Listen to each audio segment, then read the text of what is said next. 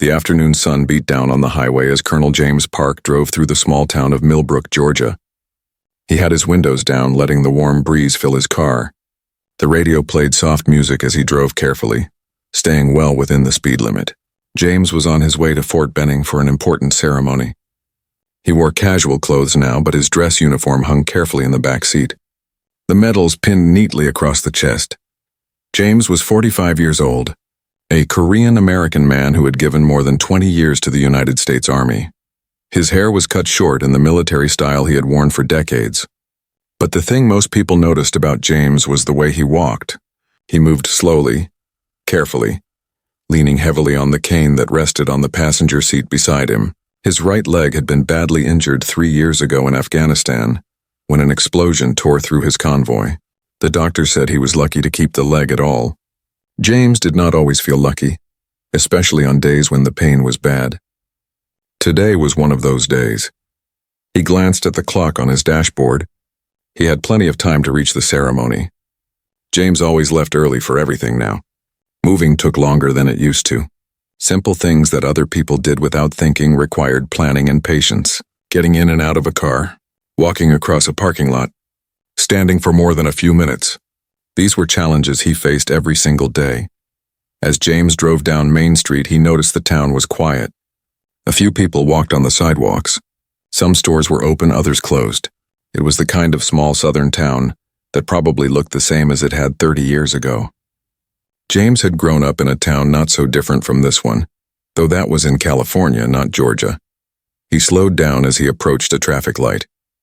The light turned green and James pressed the gas pedal gently. His car moved forward through the intersection. He was focused on the road, being careful as always. That was when he saw the police car behind him. The blue and red lights suddenly flashed on. James felt his heart sink a little. He checked his speedometer. He was going 30 miles per hour in a 35-mile-per-hour zone. He had not been speeding. He thought back over the last few minutes of driving. Had he forgotten to signal? Had he rolled through a stop sign? He could not think of anything he had done wrong. James put on his turn signal and carefully pulled over to the side of the road. He turned off his engine and placed both hands on the steering wheel where they could be seen.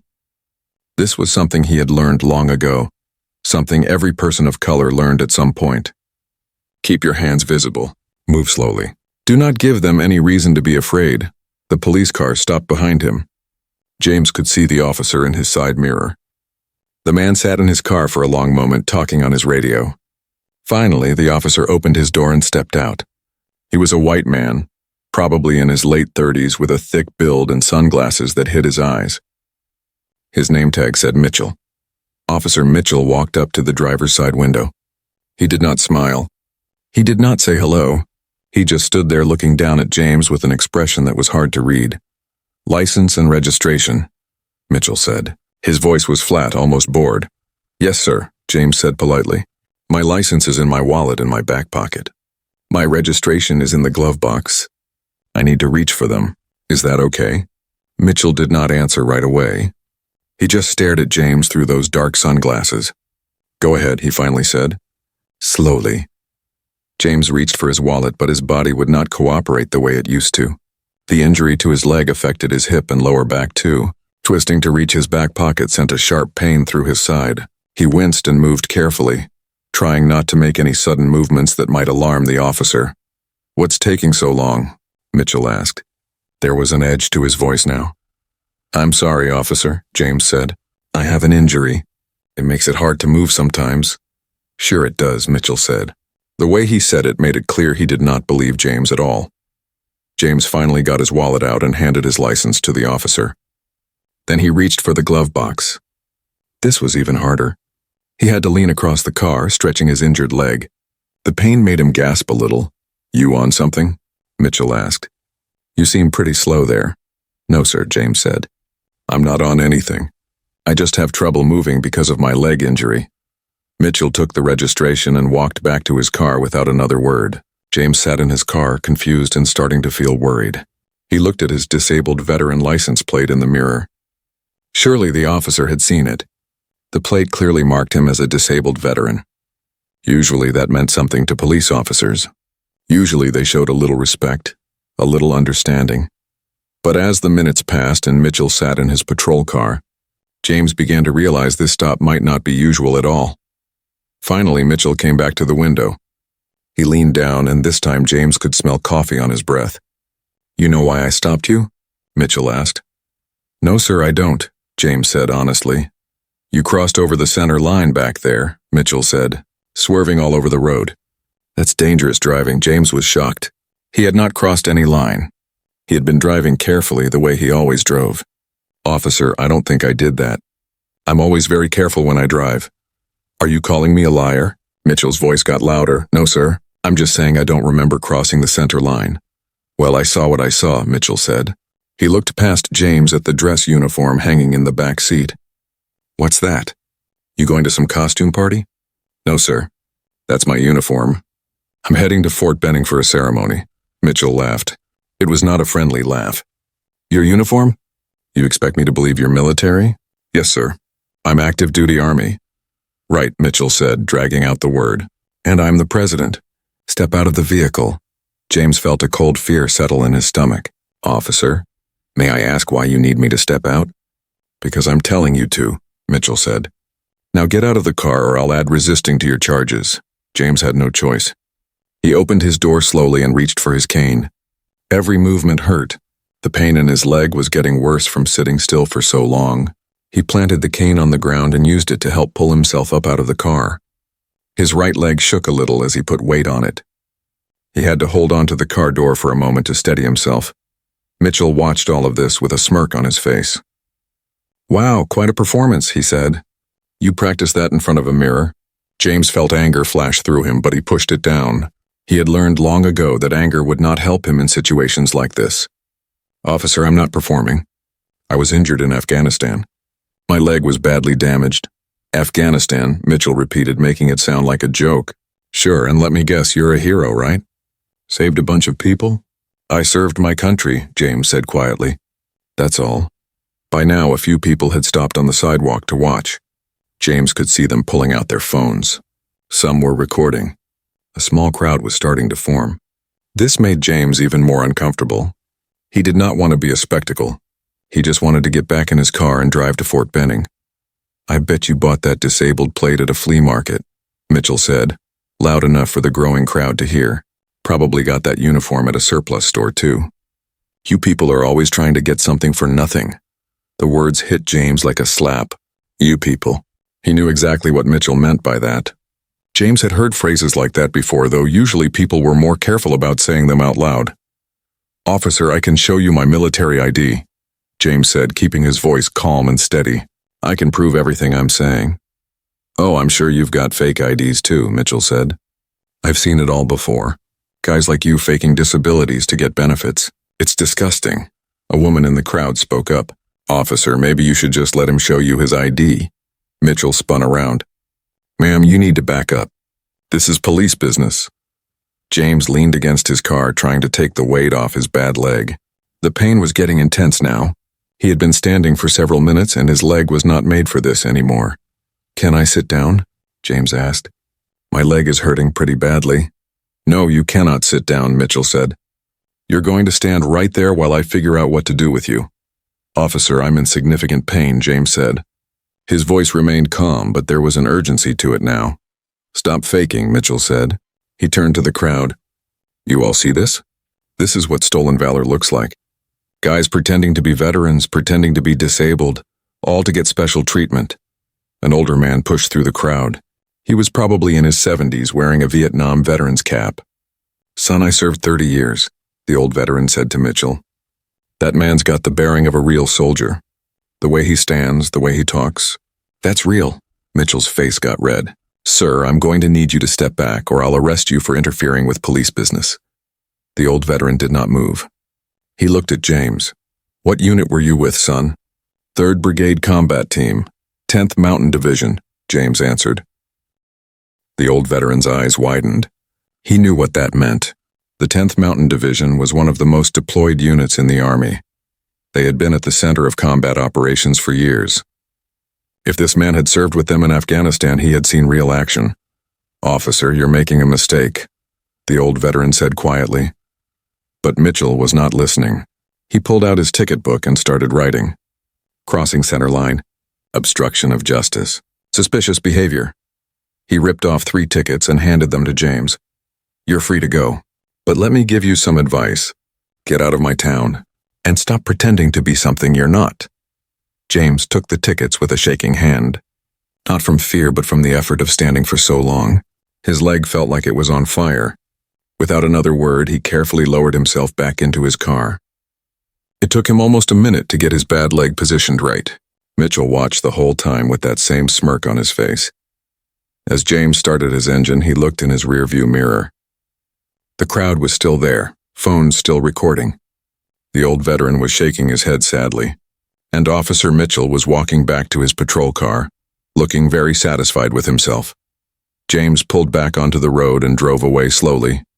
His hands gripped the steering wheel tight. He had faced enemy fire in Afghanistan. He had commanded troops in dangerous situations. But nothing had prepared him for the humiliation he had just experienced. Nothing had prepared him for being treated like a criminal in the country he had sworn to defend. The ceremony at Fort Benning seemed very far away now. James had a decision to make. He could forget about this, let it go, move on with his life. That was what most people did. Or he could do something about it. He could fight back. As he drove, James made his decision. This was not just about him.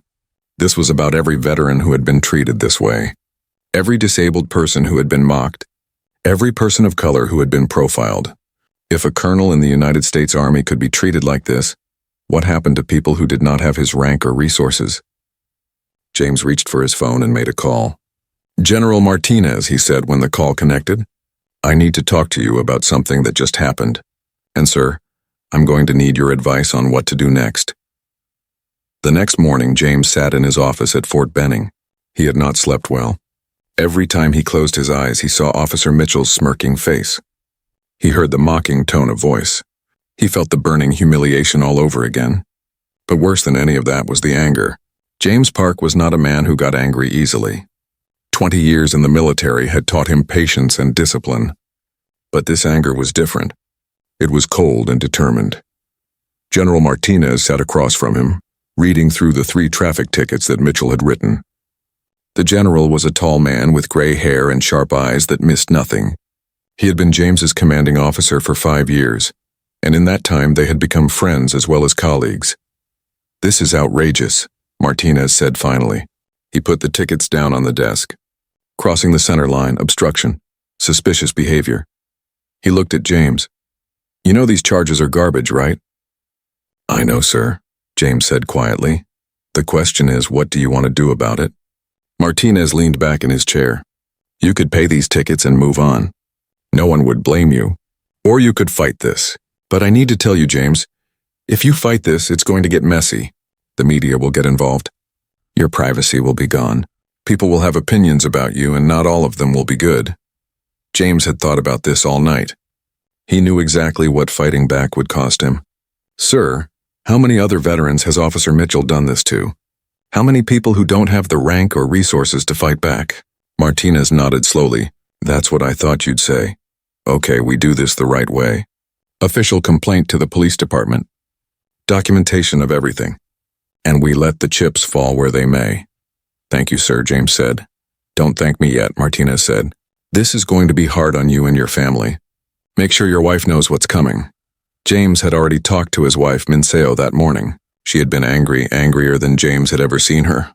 You fight this, she had told him. You fight this for every person who can't. Minseo was a strong woman.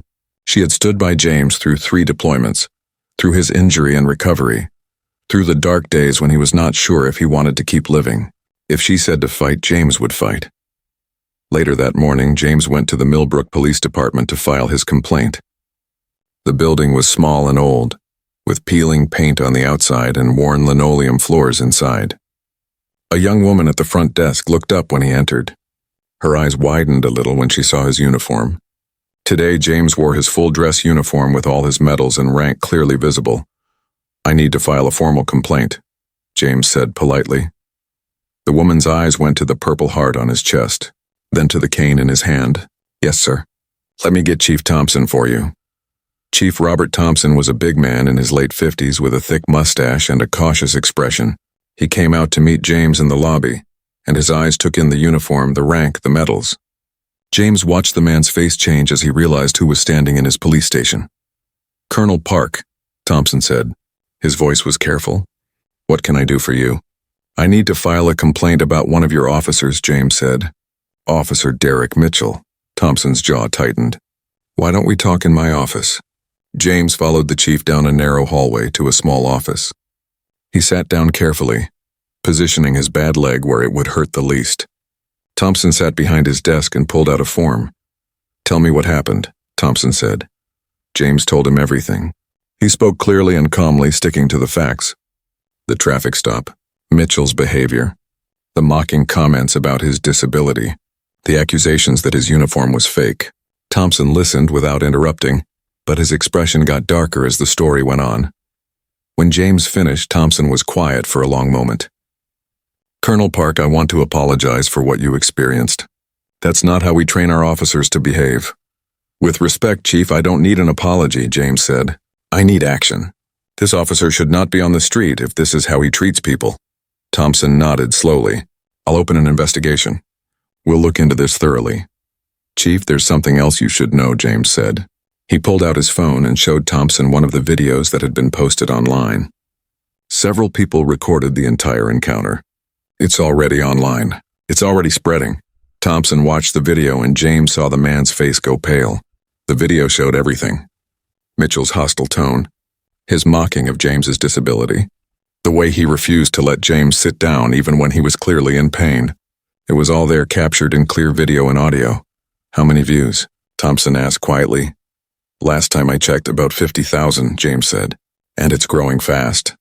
Thompson put his head in his hands for a moment. When he looked up, he seemed to have aged 10 years. "Colonel, I need to be honest with you. This is bad. This is really bad. For the department, yes, but also for the town. Fort Benning is important to our economy. If the military pulls back from working with us because of this, that's not my concern," James said firmly. "My concern is making sure Officer Mitchell doesn't do this to anyone else." After leaving the police station, James drove back to Fort Benning. His phone had been buzzing all morning with calls and messages. The video was going viral now. News stations were calling. Veterans organizations wanted statements. James's own soldiers were texting him asking if he was okay, expressing their anger at what had happened. One message stood out. It was from Captain Sarah Chen, the other officer who had arrived as backup during the traffic stop. James had not seen her much during the encounter. She had tried to intervene once or twice, but Mitchell had shut her down. Now she was asking to meet with him privately. They met at a coffee shop off base. Chen was a young woman, probably in her late 20s, with her dark hair pulled back in a neat bun. She wore her uniform, but she looked nervous. She stood when James entered, and he could see her hands shaking slightly. "Colonel Park, thank you for meeting with me," she said. "Officer Chen." James nodded and sat down across from her. "I need to tell you something," Chen said. She looked down at her coffee cup. "I saw what happened yesterday. I saw how Officer Mitchell treated you, and I didn't do enough to stop it." "You tried to intervene," James said. "I saw that. I should have done more," Chen insisted. "I should have called him out right there. I should have reported it immediately. But I didn't. I was worried about my job, about my career, and I'm ashamed of that." James studied her for a moment. He saw genuine regret in her eyes. "What made you change your mind?" "I went home and I couldn't sleep," Chen said. "I kept thinking about how I became a cop. I wanted to help people. I wanted to make a difference. But yesterday I stood by and watched someone abuse their authority, and I did nothing. That's not the person I want to be." "So what are you going to do?" James asked. "I'm going to testify," Chen said. "I'm going to tell the truth about what I saw. About how Mitchell has talked about certain people when we're alone in the patrol car. About other complaints I've heard that went nowhere. About the culture in that department." She looked James in the eye. "It's probably going to cost me my job, but it's the right thing to do." James felt a surge of respect for this young officer. "That takes courage," he said. "No, sir," Chen said quietly. "Courage is what you showed yesterday. Standing there with dignity while he mocked you. Not losing your temper. Not giving him an excuse to make things worse. That's courage. Over the next few days, the story exploded.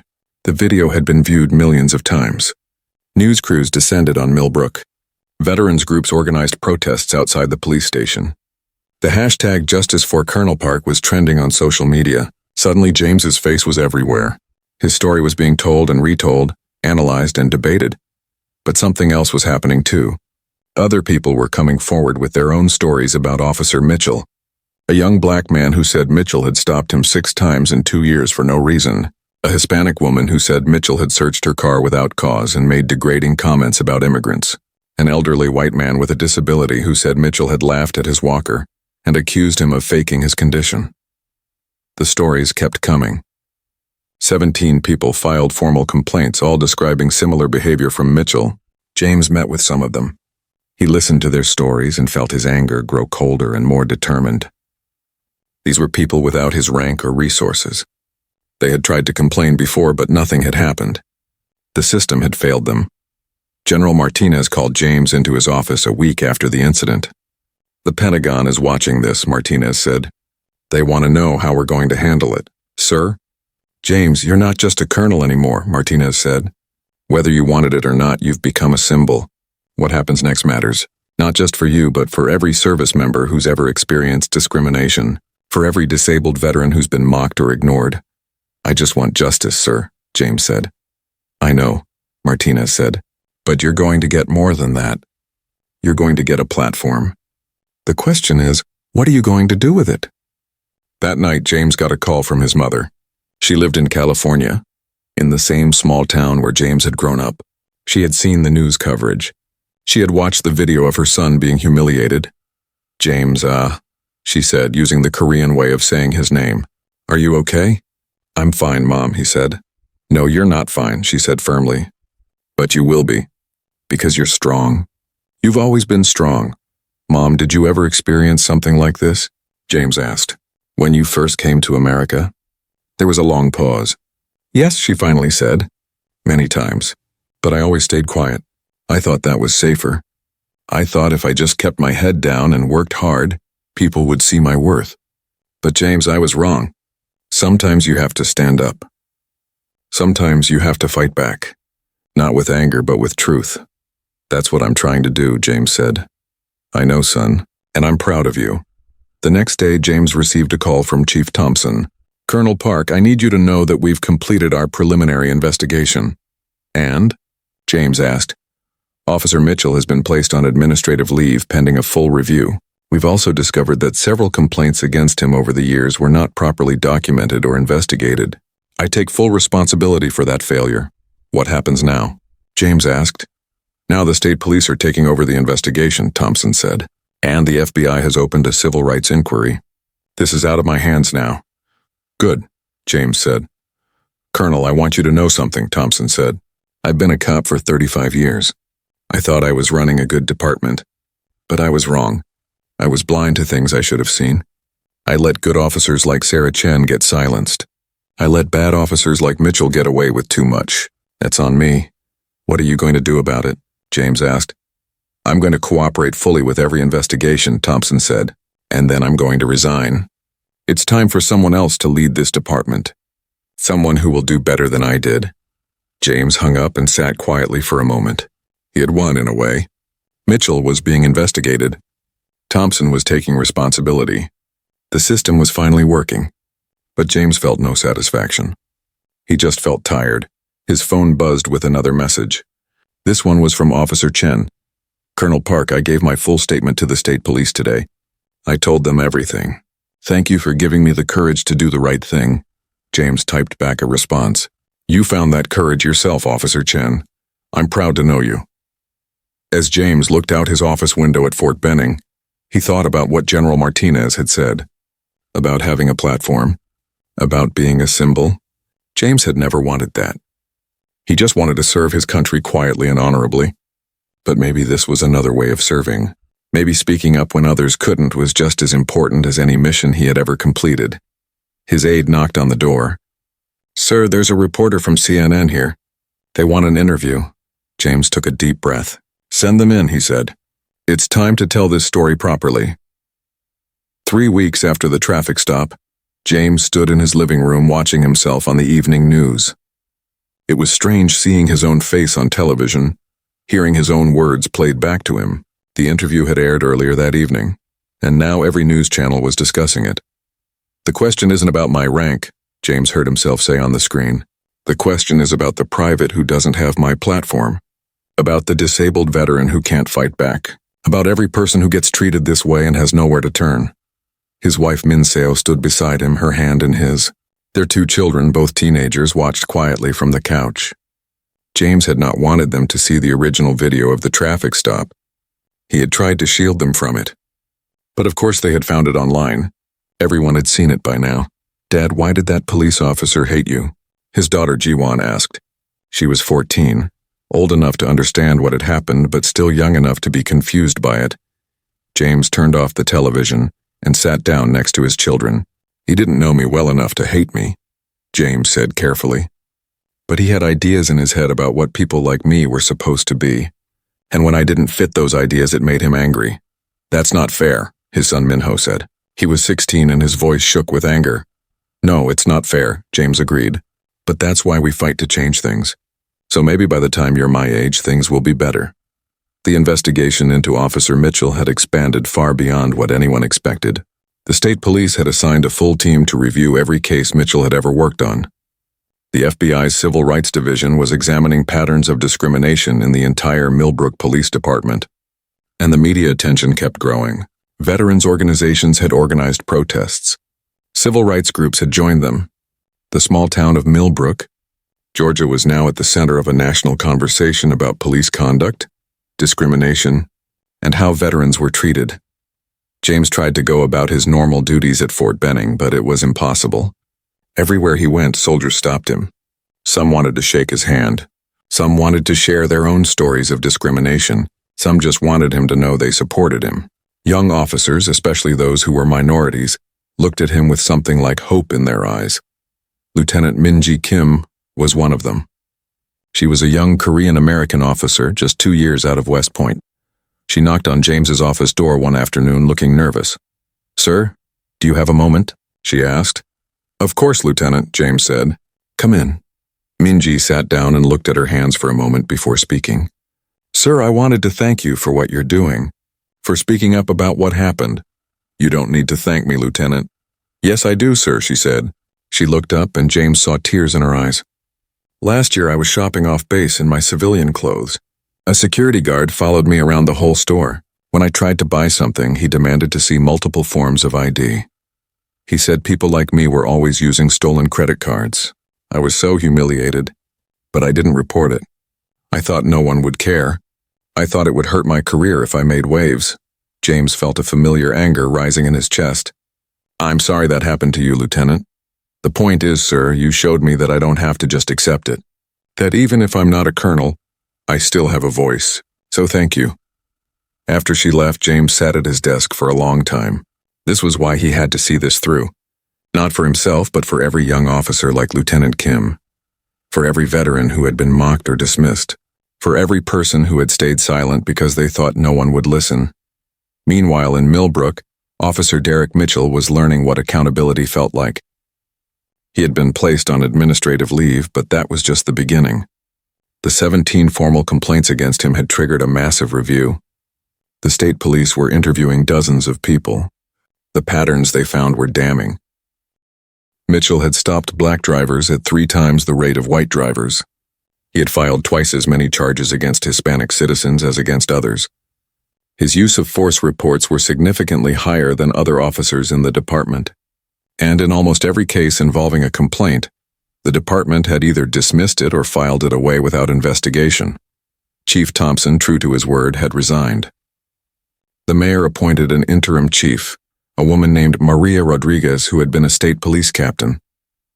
Her first act was to meet privately with each of the 17 people who had filed complaints against Mitchell. Rodriguez also reached out to James. They met at a neutral location, a park halfway between Fort Benning and Millbrook. Rodriguez was a short woman with iron-gray hair and steady eyes. She wore her state police uniform and carried herself with quiet authority. "Colonel Park, I want to apologize on behalf of law enforcement," she said. What happened to you should never have happened. And the fact that it happened 17 other times before someone finally listened is unforgivable. What matters now is what comes next, James said. I agree, Rodriguez said. That's why I'm here. I'm being appointed as the permanent chief in Millbrook, and I want to rebuild that department from the ground up. But I need help. I need the military's cooperation. I need Fort Benning to trust us again. That trust has to be earned, James said. I know, Rodriguez said, and I'm prepared to earn it. But I also need something from you, Colonel. I need you to be part of the solution. We're creating a community oversight board. I want military representation on that board, and I'd like you to recommend someone. James thought about this. I'll talk to General Martinez. We'll find the right person. Thank you, Rodriguez said. And Colonel, for what it's worth, I believe Officer Mitchell will face criminal charges. The evidence is overwhelming. He violated people's civil rights. He abused his authority, and he brought shame to every good officer who wears the uniform. James nodded. I don't take pleasure in that, Chief Rodriguez. I just want to make sure it doesn't happen again. Back at Fort Benning, General Martinez called James into his office. The Pentagon wants you in Washington, Martinez said. Sir? They're creating a task force on veteran law enforcement relations. They want you to be part of it. It would mean a temporary reassignment to Washington for 6 months. James sat down slowly. Sir, I'm not a policy person. I'm a combat officer. You're whatever the Army needs you to be, Martinez said, but his tone was gentle. James, you have a chance to make real change here. Not just for one department in one town, but across the entire country. How many veterans have experiences like yours but never speak up? You have a platform now. Use it. I need to talk to my family, James said. Of course, Martinez said. Take the time you need. But James, they need you for this. We all do. That evening, James talked with Minseo after the children had gone to bed. They sat on their back porch looking out at the stars. What do you think? James asked. I think you're scared, Minseo said. James smiled slightly. His wife always saw through him. Yes, I'm scared. I'm a soldier, not a politician. I don't know how to do what they're asking. You know how to lead, Minseo said. You know how to make hard decisions. You know how to fight for what's right. That's all they need. It means moving to Washington for 6 months, uprooting the family. The kids will survive, Minseo said. This is important, James, you know it is. James knew she was right. He had spent his entire career serving his country in uniform. Now he had a chance to serve in a different way, to use his experience, his platform, his voice to make things better for others. The next day, he accepted the assignment.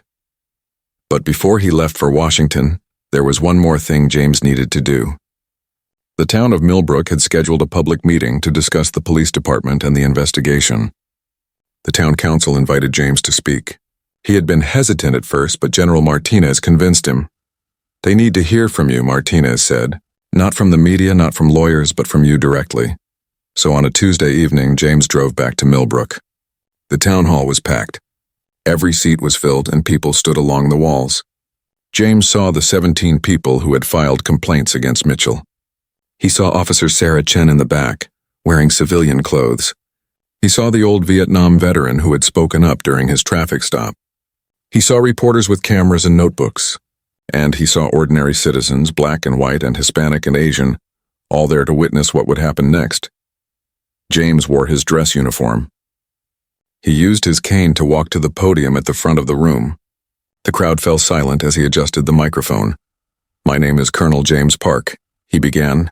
I'm an officer in the United States Army. 23 years of service, 3 tours in Afghanistan.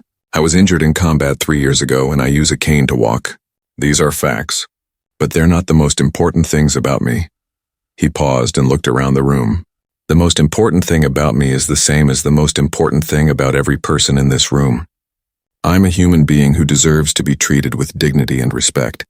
That's all I wanted 3 weeks ago when Officer Mitchell pulled me over. And that's all the other 17 people who filed complaints wanted. Basic human dignity. James continued. I didn't tell Officer Mitchell I was a colonel because I shouldn't have to. My rank doesn't determine my worth as a person. But the fact that even a colonel can be treated this way should tell you something. If it can happen to me, it can happen to anyone. And it has happened to many people in this town. He spoke for 10 minutes calmly and clearly. He talked about his service, his injury, his family. He talked about the 17 other victims. He talked about Officer Chen and her courage in speaking up. And he talked about what needed to change. This isn't about punishing one bad officer, James said. This is about building a system where bad officers can't thrive, where complaints are taken seriously, where people like the 17 who came forward before me are believed and protected, where officers like Sarah Chen can speak truth without fear. When he finished, the room erupted in applause. People stood. Some were crying. James saw the 17 complaint victims nodding, their faces showing relief that someone had finally heard them, finally believed them, finally stood up for them.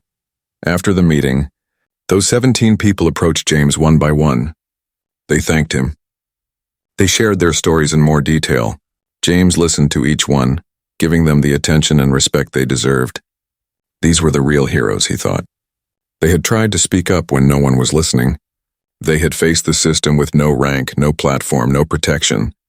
And they had survived. An elderly black woman named Mrs. Dorothy Johnson held James's hand and looked into his eyes. "Colonel, my grandson was stopped by Officer Mitchell 5 times in 1 year. 5 times. My grandson is a good boy. He works, he goes to church, he helps me around the house. But every time he was stopped, he came home scared and angry. He started to think maybe he wasn't good enough. Maybe he was doing something wrong just by existing." "Where's your grandson now, Mrs. Johnson?" James asked. "He's in the Army," she said with pride. "He enlisted 6 months ago. He said if the police were going to treat him like a criminal anyway, he might as well do something where his service would matter. So thank you, Colonel. Thank you for showing my grandson that wearing the uniform means something, that his service has worth." James felt his throat tighten. "Mrs. Johnson, your grandson's service has worth because he's a good man who chose to serve. Not because of anything I did. You showed him that even colonels face this," she said. "That it's not his fault. That's a gift, Colonel Park. That's a real gift." As James drove back to Fort Benning that night, he thought about Mrs. Johnson's grandson, about Lieutenant Kim, about all the young people in uniform who faced discrimination and thought it was somehow their fault. This was why his voice mattered.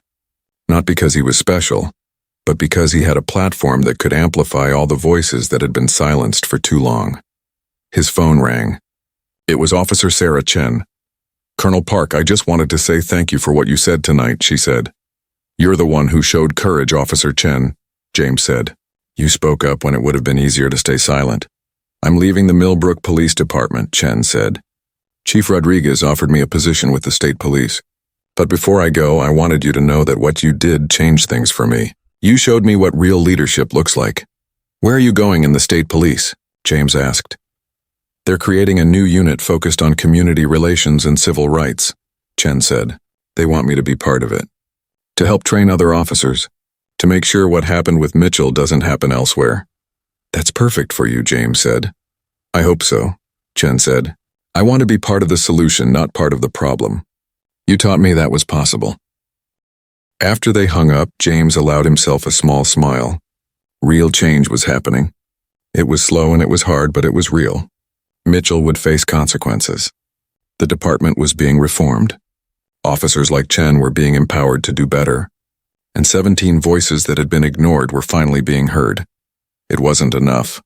It would never be enough to erase what had happened, but it was something. It was a start.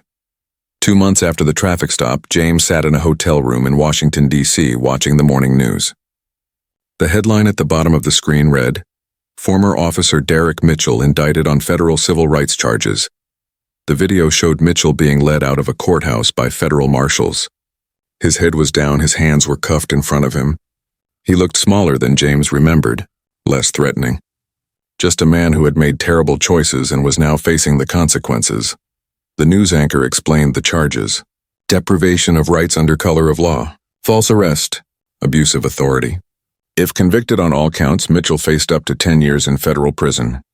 The FBI had built a strong case using the 17 complaints, the video evidence, and testimony from Officer Chen and others. James felt no satisfaction watching this. He had never wanted Mitchell to go to prison. He had just wanted him to stop hurting people. But the law had to mean something. Actions had to have consequences. Otherwise, nothing would ever change. His phone buzzed with a text from General Martinez. "Have you seen the news?" "Yes, sir," James typed back. "How are you feeling about it?" James thought about that question. How did he feel? Tired mostly. The past 2 months had been exhausting. The task force work in Washington was important but draining. He spent his days in meetings, reviewing policies, drafting recommendations. He spent his evenings giving interviews, speaking at events, meeting with veterans groups. He was making a difference, he knew that. But he missed his family. He missed Fort Benning. He missed the simple clarity of military command. "I'm okay, sir," he typed back. It was not entirely true, but it was all he could manage right then. The task force James was part of had already produced some results. They had drafted new guidelines for how law enforcement should interact with veterans, especially disabled veterans. They had created training programs that would be offered to police departments across the country. They had established a reporting system so veterans could file complaints about discrimination without fear of retaliation. But James knew these were just words on paper. The real test would be whether anything actually changed on the ground, whether officers in small towns like Millbrook would treat people differently, whether young veterans like Lieutenant Kim would feel safe and respected, whether Mrs. Johnson's grandson would be able to drive without fear. That afternoon, James gave a presentation to a group of police chiefs from around the country. He stood at the podium in his uniform, looking out at a room full of law enforcement leaders. Some looked interested, some looked defensive, some looked like they wished they were anywhere else. "I'm not here to tell you how to do your jobs," James began.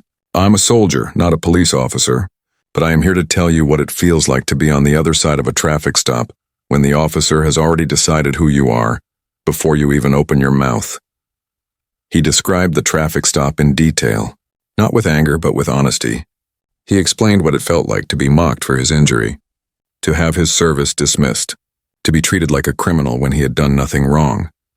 "Some of you are thinking that this is just one bad officer," James continued. "One bad apple.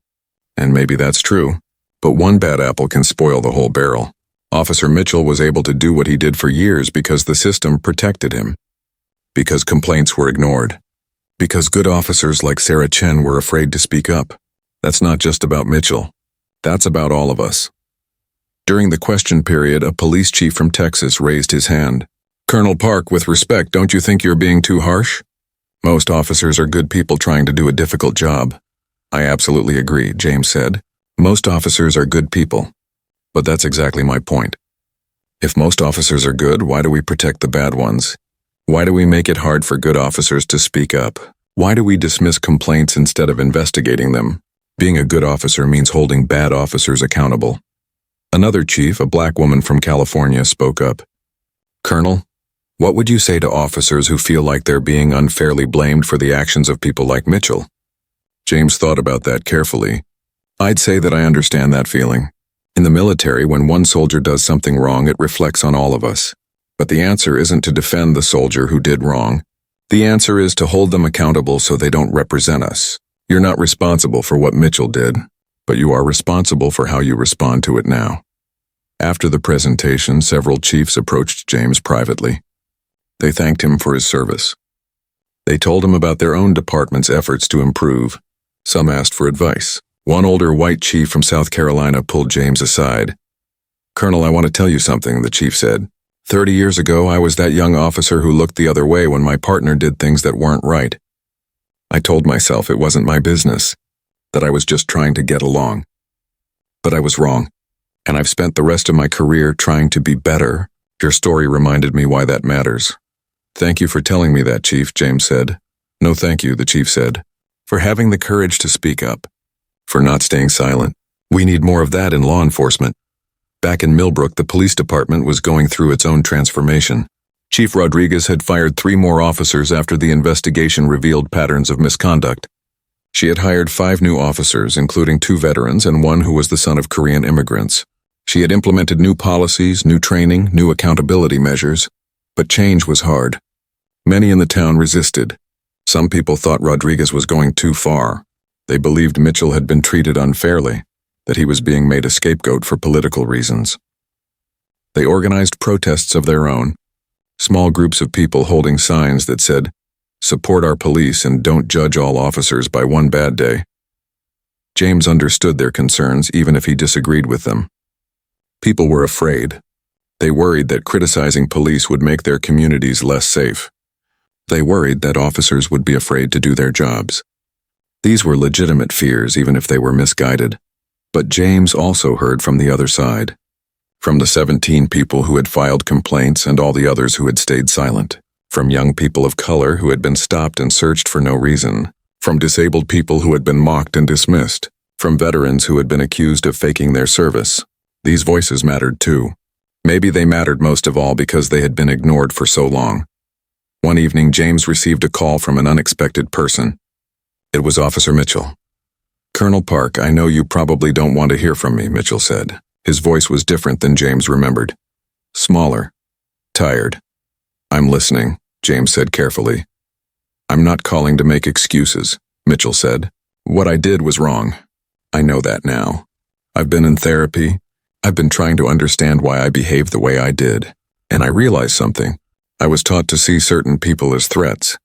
I was taught that being tough meant not showing respect. I was taught wrong." James said nothing, just let Mitchell continue.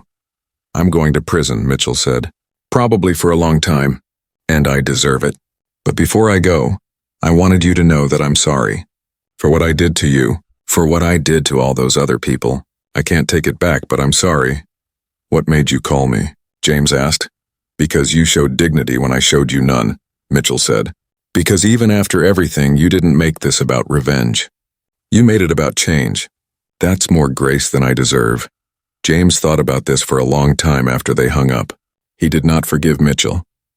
Maybe he never would. The hurt was too deep, the injustice too great.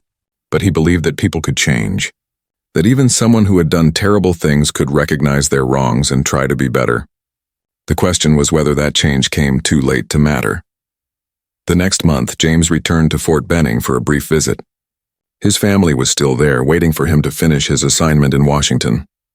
When he walked through the door of his house, his children ran to hug him. Mincio held him tight. "I missed you," she whispered. "I missed you too," James said. "All of you." That evening, after the children had gone to bed, James and Mincio sat together on the porch like they had so many times before. "How is it going in Washington?" Mincio asked. "We're making progress," James said. "Slowly, but it's happening. And how are you doing?" James looked at his wife. She always knew the real question to ask. "I'm tired," he admitted. "I'm tired of talking about what happened. I'm tired of being the face of this issue. I just want to be a soldier again. I want to command my troops and do my job and come home to my family." "You're doing your job," Mincio said gently. "Just a different part of it. You're protecting people, just in a different way than you did in Afghanistan." "I know," James said, "but it doesn't feel the same." "Nothing ever feels the same after something like this," Mincio said. "You've changed. The world has changed. You can't go back to who you were before that traffic stop, but you can decide who you want to be now." James thought about her words. She was right, of course. The traffic stop had changed him.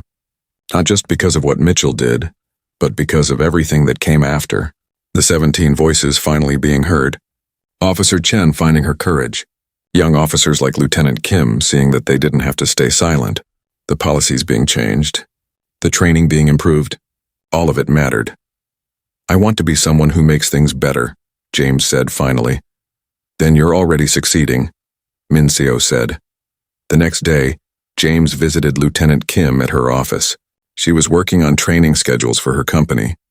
When James knocked, she stood immediately and saluted. "At ease, Lieutenant," James said with a smile. "I'm not here officially. I just wanted to check in on you." "I'm doing well, sir," Kim said. "Better than I was. Thank you for asking. Have you had any more incidents?" James asked. Kim shook her head. "No, sir. But even if I did, I'd know what to do now. I'd speak up. I'd file a complaint. I wouldn't stay silent." "Good," James said. "That's what I hope to hear. Sir, can I ask you something?" Kim said. "Do you ever regret speaking up? I mean, look at everything it cost you. Your privacy, your peace, all the attention." James considered the question. "Sometimes," he admitted. "When I'm tired and frustrated, I think about how much easier it would have been to just pay those tickets and move on. But then I think about Mrs. Johnson's grandson, about you, about all the people who will benefit from the changes we're making, and I know I made the right choice. I hope I have that kind of courage if I ever need it," Kim said. "You already do," James told her. You had the courage to come talk to me after what happened. To share your own story. That takes strength. Before James left Fort Benning to return to Washington, he visited one more place. The military cemetery on the edge of the base. He walked slowly among the white headstones, using his cane to navigate the uneven ground. He stopped at several graves of soldiers he had known, men and women who had served with him, who had died in Afghanistan or Iraq or in training accidents. "I'm trying to do right by you," James said quietly to his fallen comrades. "I'm trying to make sure your sacrifices meant something. That veterans are treated with the respect you earned for all of us." The wind rustled through the trees. James stood there for a long time, thinking about service and sacrifice, about dignity and justice, about all the people who wore the uniform and what they deserved from the country they served. His phone buzzed. It was a message from General Martinez. "The Pentagon brass wants to extend your assignment. They want you to help implement the new policies nationwide. Are you willing?" James looked at the graves around him. He thought about his family waiting for him. He thought about the work still to be done. He thought about 17 people whose complaints had finally been heard. He thought about Officer Chen finding her voice. He thought about Mrs. Johnson's grandson and Lieutenant Kim and all the others who needed someone to stand up for them. He typed back his response. "Yes, sir. I'm willing." As James walked back to his car, he felt the weight of that decision. More months away from his family, more interviews, more meetings, more being the face of this issue. But he also felt something else, a sense of purpose, a belief that this mattered, that what he was doing would make a real difference. Mitchell would go to prison. The Millbrook Police Department would be reformed. Policies would change across the country, but more important than any of that was the message being sent, that veterans mattered, that disabled people mattered, that everyone deserved to be treated with dignity, regardless of their rank or race or background. James had not wanted to become a symbol. He had just wanted justice. But sometimes life called you to be more than you planned. Sometimes your personal pain became part of a larger purpose. And if that was what was being asked of him, then James Park would do his duty, just like he always had. 1 year after the traffic stop, James stood on the steps of the Georgia State Capitol. Behind him stood the 17 people who had filed complaints against Officer Mitchell. Beside him stood Officer Sarah Chen, now a state police sergeant. In front of him were dozens of cameras and hundreds of people who had gathered for this moment. The governor was about to sign the Veterans Dignity Act into law. The bill required all law enforcement agencies in Georgia to complete training on veteran issues, disability awareness, and bias prevention. It created an independent review board for complaints. It protected officers who reported misconduct from retaliation. And it established real consequences for officers who violated people's civil rights. James had not wanted the law to be associated with his name. He had argued against it. But the media had started calling it Park's Law anyway, and the name stuck. Now as he prepared to speak, he felt the weight of everyone watching, not just the people here today, but veterans across the country. Disabled people who had been dismissed. People of color who had been profiled. All of them were watching to see if this moment would mean real change. 1 year ago, I was pulled over for a traffic violation I did not commit. James began. His voice was steady, amplified by microphones. I was mocked for my disability, accused of faking my military service, and treated like a criminal when I had done nothing wrong. What happened to me was wrong. But I was not the first person Officer Mitchell treated that way. I was just the first one with enough rank and resources to make people listen. He gestured to the 17 people standing behind him. These are the real heroes of this story. They spoke up when no one was listening. They filed complaints that were ignored. They kept pushing for justice even when the system failed them. This law exists because of their courage, not because of mine. Mrs. Dorothy Johnson stepped forward. She was 83 years old, but her voice was strong. My grandson is serving in the Army now, she said. He's proud to wear that uniform. And because of this law, maybe he won't be afraid when he comes home. Maybe he'll be treated with the respect he's earned. That's all we ever wanted. Just basic respect. One by one, others shared their stories. A young black man named Marcus who had been stopped 17 times in 2 years. A Hispanic woman named Carmen who had been searched without cause and called degrading names. An elderly white man named Robert who used a wheelchair and had been accused of faking his disability to get better parking. Their stories were different in the details, but the same in the heart of them. They were about people who had been treated as less than human by someone who was supposed to protect and serve them, and they were about finding the courage to demand better. When it was Officer Chen's turn to speak, she approached the microphone with visible emotion. "I was complicit in what happened to Colonel Park," she said. "I stood there and watched my partner abuse his authority, and I didn't do enough to stop it. That shame is something I'll carry for the rest of my life. But Colonel Park and these 17 people taught me something important. It's never too late to do the right thing. It's never too late to speak up." The governor signed the bill into law. Cameras flashed. People applauded. James shook hands with legislators and advocates and the 17 people who had made this possible. But through it all, he felt a quiet sadness. This law was important, but it was just words on paper. The real test would come in how it was enforced. In whether officers in small towns actually changed their behavior. In whether people like Marcus and Carmen felt safer. After the ceremony, James met privately with the 17. They gathered in a conference room away from the cameras and media.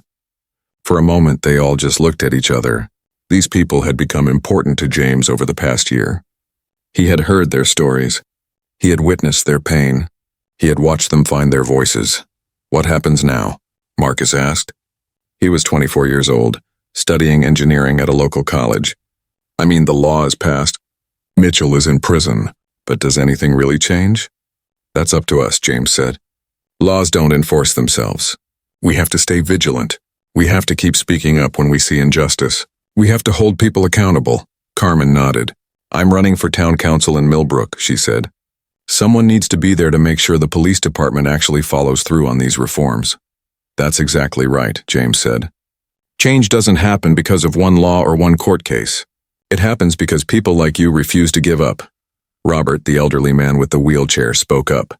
"Colonel, I want to thank you for something specific. Before this happened, I was ashamed of my disability. I felt like a burden. But watching you stand up for yourself while using your cane, never apologizing for needing it, never hiding it, that changed something in me. You showed me that disability isn't something to be ashamed of. It's just part of who we are." James felt his throat tighten. "Thank you for saying that, Robert. That means more to me than you know." Later that evening, James finally returned home to his family. His assignment in Washington had ended. He was back at Fort Benning, back to his regular duties. His children had grown over the past year. Minho was 17 now, already talking about college and maybe joining the military himself. Jiwan was 15, more thoughtful and serious than she had been a year ago. At dinner, Minho asked the question James had been expecting. "Dad, was it worth it? Everything that happened this year? All the time away from us?" James put down his fork and looked at his son. "That's a hard question to answer," he said honestly. "I missed so much of your lives this year. I missed your basketball games, your school events, just being here for dinner.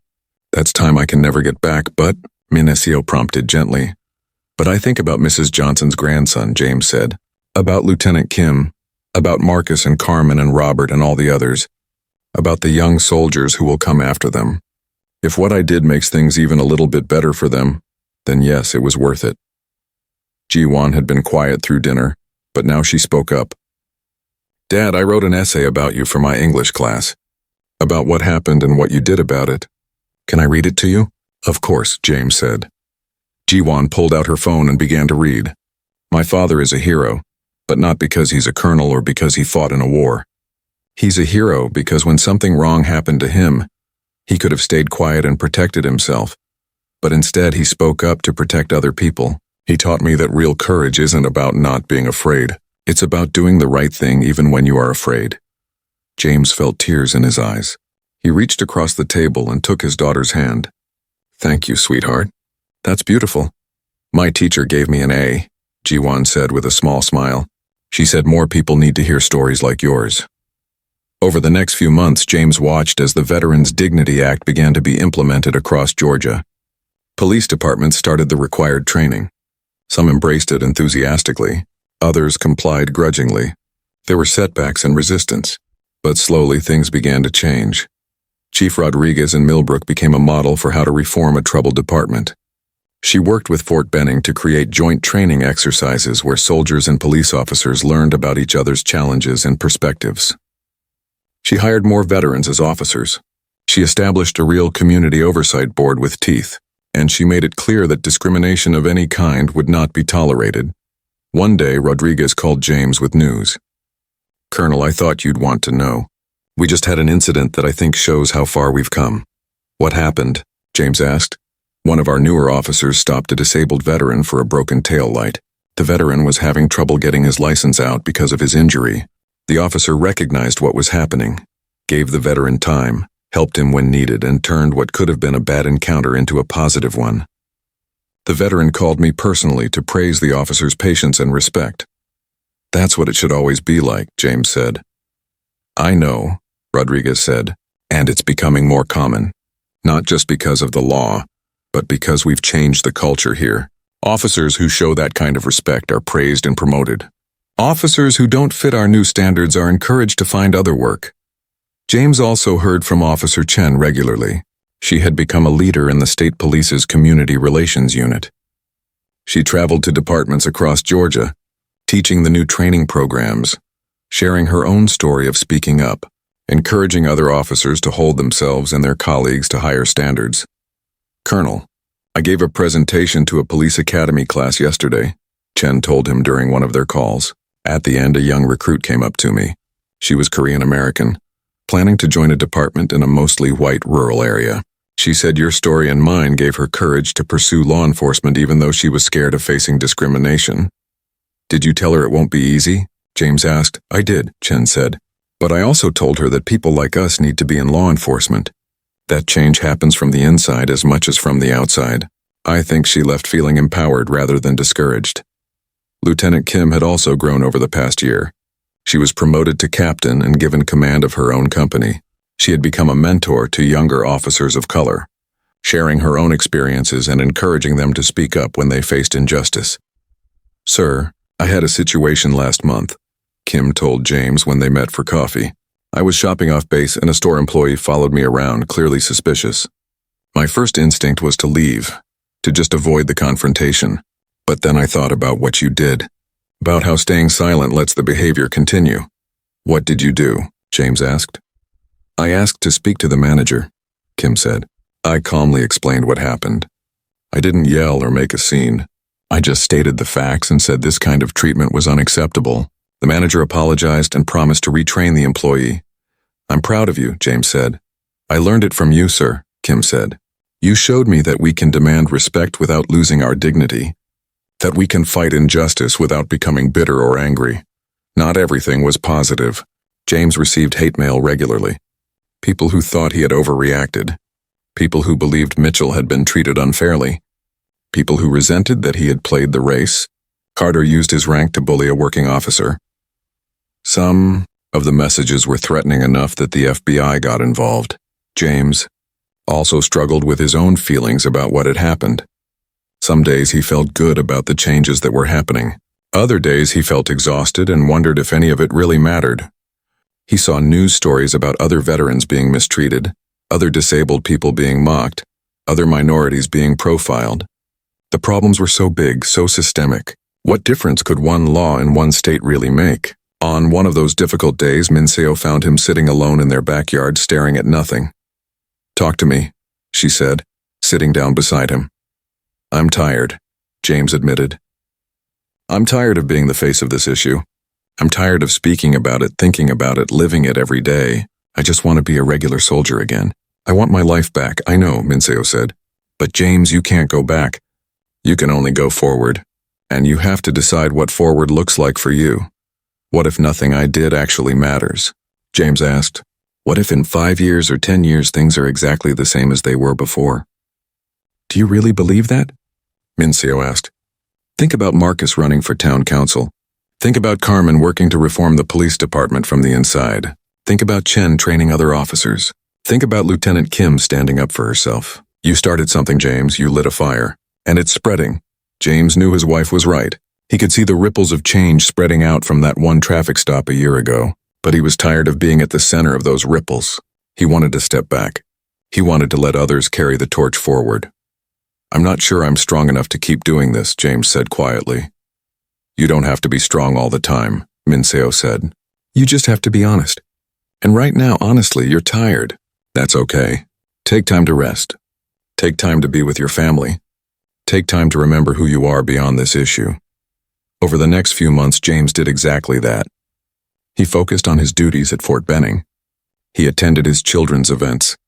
He spent quiet evenings with his wife.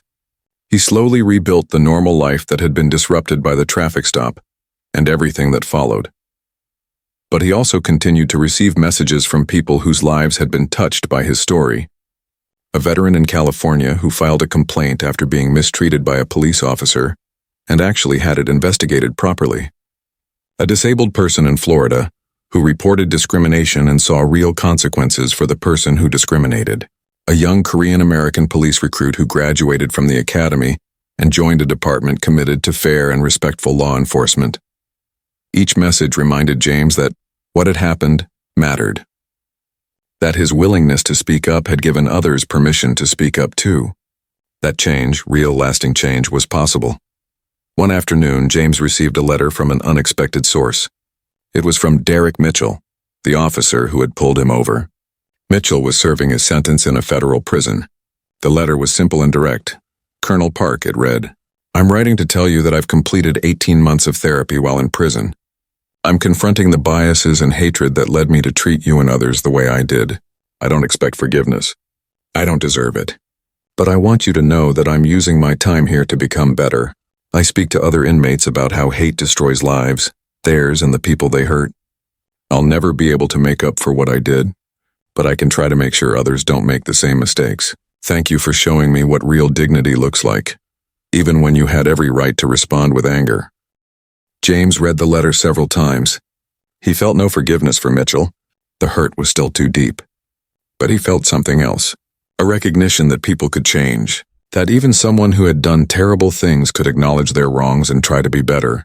That redemption, while never erasing the harm, was still possible. James wrote back a short response. "Officer Mitchell, I appreciate you taking responsibility for your actions. I hope you continue your work to become better. That's all any of us can do. Learn from our mistakes and try to do better going forward." As the one-year anniversary of the Veterans Dignity Act approached, James was invited to give the keynote speech at a national law enforcement conference. Thousands of police chiefs, sheriffs, and officers from across the country would be there. It would be the largest audience James had ever addressed. The night before the speech, James sat up late, writing and rewriting his remarks. He wanted to get it right. This was a chance to speak directly to law enforcement leaders, to challenge them but also to acknowledge the difficulty of their jobs, to call for change while also recognizing the good work that most officers do every day. When he finally stepped up to the podium the next day, looking out at thousands of faces, James felt a moment of fear. What if they didn't listen? What if nothing he said made a difference? But then he thought about the 17 people who had spoken up when no one listened, about Officer Chen who had risked her career to tell the truth, about Mrs. Johnson's grandson and Lieutenant Kim, and all the others who needed someone to speak for them. James began to speak, and thousands of law enforcement officers leaned forward to listen. 2 years after the traffic stop, James drove through Millbrook, Georgia again. This time he was not pulled over. This time, when he passed a police officer on patrol, the officer waved respectfully. James waved back and kept driving. He was on his way to the dedication of the new Millbrook Police Department Community Center. The building would house the Citizen Oversight Board, provide space for community meetings, and offer training facilities where officers and civilians could learn together. It was a concrete symbol of how much had changed in this small town. As James parked his car and got out with his cane, he saw familiar faces. Chief Rodriguez stood at the entrance, greeting people as they arrived. Officer Chen was there in her state police uniform, now wearing the rank of lieutenant. The 17 people who had filed complaints were there, some with their families. And scattered throughout the crowd were police officers from Millbrook and surrounding areas, mixing freely with civilians. Mrs. Dorothy Johnson spotted James and walked over to him. Her grandson, now a specialist in the Army, walked beside her in his uniform. "Colonel Park," Mrs. Johnson said warmly, "I want you to meet my grandson officially. Specialist James Johnson." The young soldier saluted sharply. James returned the salute, then shook his hand. "Your grandmother has told me a lot about you, Specialist. Thank you for your service, and thank you, sir," Johnson said, and thank you for what you did. For all of us. Your grandmother is the one who inspired me, James said, her courage in speaking up even when no one was listening. Marcus, the young man who had been stopped 17 times in 2 years, approached with news. Colonel, I wanted to tell you, I'm graduating next month with my engineering degree, and I've been accepted to graduate school. That's outstanding, James said. I'm proud of you. I almost gave up, Marcus admitted. After everything that happened with Officer Mitchell, I felt like the system was rigged against me. Like no matter what I did, it wouldn't matter. But then I saw you fight back. I saw you refuse to accept injustice, and I realized I couldn't give up either. Carmen came over with her husband and 2 children. Colonel Park, I won, she said with a huge smile. Won what? James asked, though he suspected he knew. The town council election. I'm officially a council member now. First Hispanic woman ever elected in Millbrook. That's wonderful, James said. The town is lucky to have you. I'm going to make sure the police reforms don't slide backward, Carmen said firmly. I'm going to make sure the oversight board has real power. I'm going to make sure what happened to us never happens to anyone else. Chief Rodriguez called everyone to attention for the dedication ceremony. She spoke about the journey the department had been on over the past 2 years. The mistakes that had been made. The lessons that had been learned. The work that still needed to be done. 2 years ago, this department failed the people it was supposed to serve, Rodriguez said. We ignored complaints. We protected bad officers. We allowed a culture of discrimination to exist. That was wrong, and changing it has been hard. Some officers left rather than adapt to our new standards. Some community members still don't trust us, but we're making progress. Real, measurable progress. She gestured to James. Colonel Park could have taken his complaint public without giving us a chance to fix things. He could have demanded immediate punishment without allowing for systemic change. But he didn't. He called for accountability and reform. He challenged us to be better. And that made all the difference. James was invited to speak. He walked slowly to the podium, feeling the weight of everyone's eyes on him. He looked out at the crowd. Police officers and civilians. Veterans and active duty soldiers. Young people and old. Black, white, Hispanic, Asian, all gathered together. When Officer Mitchell pulled me over 2 years ago, I made a choice. James began. I could have stayed silent. Paid the tickets. Moved on with my life. Many people do exactly that when they face injustice. They decide it's not worth the fight. And I understand that. Speaking up is hard. It's costly. It opens you up to criticism and attacks. But staying silent has costs too. He paused and looked at the 17 people scattered through the crowd. These 17 people showed me what real courage looks like. They spoke up when no one was listening. They demanded justice when the system was stacked against them. They refused to accept that things couldn't change. I just had a platform that let me amplify their voices. James continued. This building represents something important. It represents the idea that police and community are not enemies. That we're on the same side. That together, we can build something better than what we had before. But buildings don't change cultures, people do. And every person here has a role to play in making sure the changes we've fought for actually last. After the ceremony, James spent time talking with people. A young police officer approached him nervously. Colonel Park, I joined the Millbrook Police Department 6 months ago, the officer said. He was young, maybe 23 or 24. I want you to know that the first day of our training, they showed us the video of your traffic stop. They used it as an example of everything we should never do. How did that make you feel? James asked. Honestly? Uncomfortable, the officer admitted. Because I recognized some of Officer Mitchell's attitudes in myself. Nothing as bad as what he did, but those same biases. And I realized I needed to confront them before I became him. That's good self-awareness, James said. The question is, what are you doing about those biases? I'm in therapy, the officer said. I'm reading books on race and disability. I'm talking to people who are different from me. I'm trying to understand my blind spots. It's hard work. But I want to be a good officer. I want to serve everyone in this community with respect. That's all anyone can ask, James said. Keep doing that work. It never really ends, but it matters. Later, James met privately with Officer Chen, now Lieutenant Chen. They sat in a quiet corner of the community center, drinking coffee. How is the new job going? James asked. It's good, Chen said. Challenging, but good. We've trained over 3,000 officers in the past year. We're seeing real behavior change in a lot of departments. And in yourself? James asked. How are you doing? Chen was quiet for a moment. I still carry guilt about that day, she admitted. About not doing more to stop Mitchell. About being complicit, even passively. My therapist tells me I need to forgive myself. That I did speak up eventually, and that matters. But it's hard. You did something remarkable, James said. You risked your career to tell the truth. You chose integrity over safety. That's not a small thing. I learned it from you, Chen said. You showed me what real leadership looks like. Not just giving orders, but standing up for what's right even when it costs you something. We learn from each other, James said. That's how change happens. One person finds courage and it gives another person courage. And then that spreads to more people. Until suddenly what seemed impossible becomes possible. That evening, James returned to Fort Benning. Minseo and the children were waiting for him. Minho was about to graduate high school. He had been accepted to West Point. He would follow in his father's footsteps into the army. Dad, I've been thinking about something, Minho said at dinner. About what you did after the traffic stop. What about it? James asked. You could have just been angry, Minho said. You had every right to be. But instead you channeled that anger into something constructive. Into change. That's what I want to do with my life. Use my anger at injustice to make things better. Not to just complain about them. James felt a surge of pride. That's exactly the right lesson to take from it, he said. Ji-Wan, now 17, added her own thoughts. I told my friend about what happened to you. Her dad is a police officer and she got really defensive. She said you were unfair to all police officers by speaking up. What did you tell her? James asked.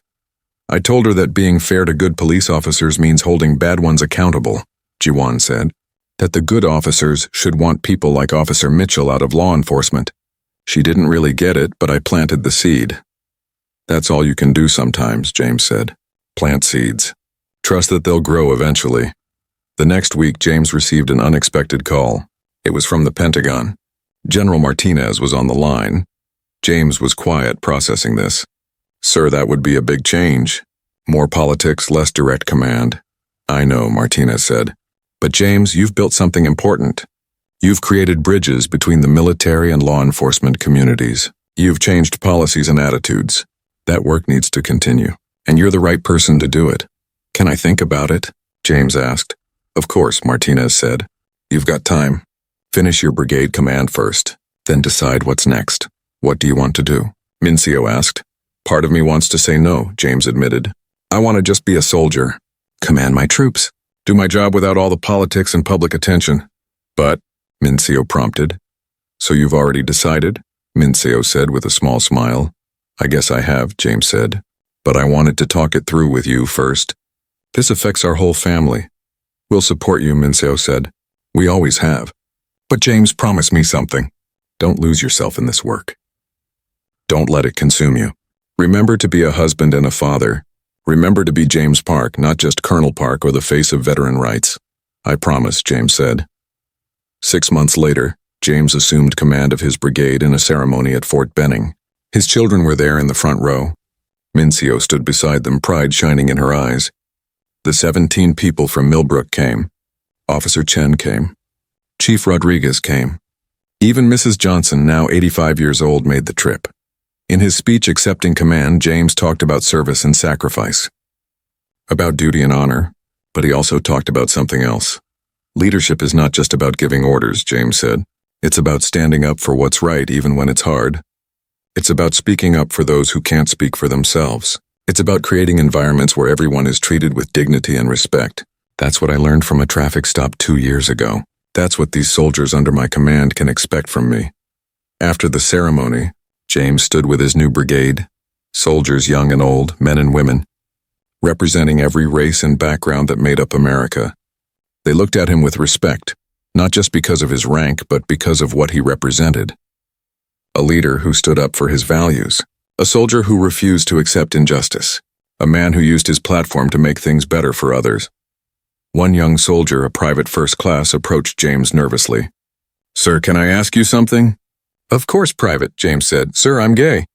And sometimes I face comments from other soldiers. Nothing major, but it makes me uncomfortable. After hearing your story, I'm wondering if I should report it or just deal with it. James looked at the young soldier.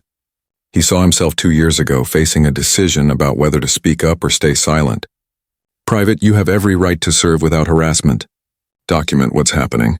Report it through proper channels. And know that I will support you in doing so. No one in this brigade should feel unsafe or unwelcome because of who they are. Thank you, sir, the private said, standing a little straighter. That evening, James sat alone in his new office. On his desk was a photo of his family. Another photo showed him with his troops in Afghanistan before his injury. A third photo, new, showed him with the 17 people from Millbrook at the community center dedication. James thought about the journey that had brought him here. A routine traffic stop that became a catalyst for change. A moment of humiliation that became a platform for justice. A personal injury that became a movement for dignity and respect. He thought about Officer Mitchell, serving time in federal prison, hopefully becoming a better person. He thought about Chief Rodriguez working every day to reform a broken department. He thought about Lieutenant Chen, training new officers to be better than the ones who came before. He thought about Marcus about to start graduate school, about Carmen, fighting for change from inside the town council, about Robert no longer ashamed of his disability, and he thought about all the people he would never meet whose lives had been touched by what happened. Veterans who filed complaints that were actually investigated, disabled people who demanded respect and got it, minorities who refused to accept being profiled, young people who saw what happened and learned that speaking up mattered. James's phone buzzed with a text from Lieutenant Kim. Sir, I just stopped a disabled veteran for a broken taillight. I gave him time to get his documents. I thanked him for his service. I treated him with respect. And when I got back to my car, I cried, because 2 years ago I wouldn't have thought twice about how I handled that stop. You changed me, sir. Thank you, James typed back.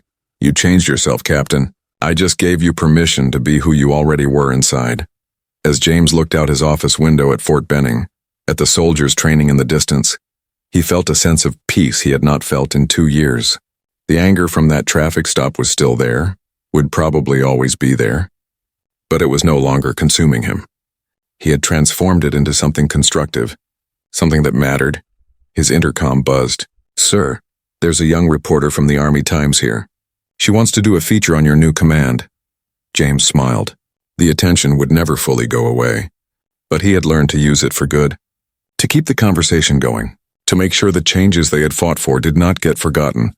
Send her in, James said. As the reporter entered and they shook hands, James thought about his mother's words from 2 years ago. Sometimes you have to stand up. Sometimes you have to fight back. Not with anger, but with truth. He had stood up. He had fought back. And the fight would continue. Because change was not an event. It was a process. It required constant attention, constant effort, constant vigilance. But James Park was a soldier. And soldiers did not give up just because the mission was hard. They kept going. They kept fighting. They kept believing that a better future was possible. And looking at the young reporter's eager face, thinking about Lieutenant Kim and Marcus and Carmen and all the others who were carrying the torch forward, James knew that future was not just possible. It was happening. Right now, one choice at a time, one voice at a time, one act of courage at a time. The traffic stop that had changed his life had also changed so many others. And that change would ripple forward into a future James might never see but could help create. That was enough. That would always be enough. So, Colonel Park, the reporter said, pulling out her notebook, tell me about your vision for this brigade. James leaned back in his chair and began to speak. About leadership and dignity. About respect and accountability. About building a military that reflected the best values of the country it served. And as he spoke, he knew that somewhere, a young soldier was listening. Someone who needed to hear that speaking up mattered. That dignity was worth fighting for. That one person could make a difference. Just like James had learned 2 years ago on a quiet street in a small Georgia town. When everything changed, when he chose to stand up, when he decided that silence was no longer an option, the journey that began with humiliation had led to transformation. The pain that could have destroyed him had instead made him stronger. The injustice that could have made him bitter had instead made him better. And that, James thought, was the ultimate victory. Not over Officer Mitchell or the Millbrook Police Department, but over the part of himself that wanted to stay silent and safe. over the fear that speaking up would not matter, over the belief that one person could not change anything. He had changed something. They all had together, and the change would continue, because that's what happened when good people refused to stay silent, when they stood up for what was right, when they demanded better and refused to accept less. James Park had learned that lesson the hard way, but he had learned it well, and he would spend the rest of his career making sure others learned it too. Not through speeches or policies or laws, though those mattered, but through example. Through action. Through the daily choice to treat every person with dignity and respect. That was the real lesson of the traffic stop. That was the real change that needed to happen, and it started with each person, each moment, each choice starting now.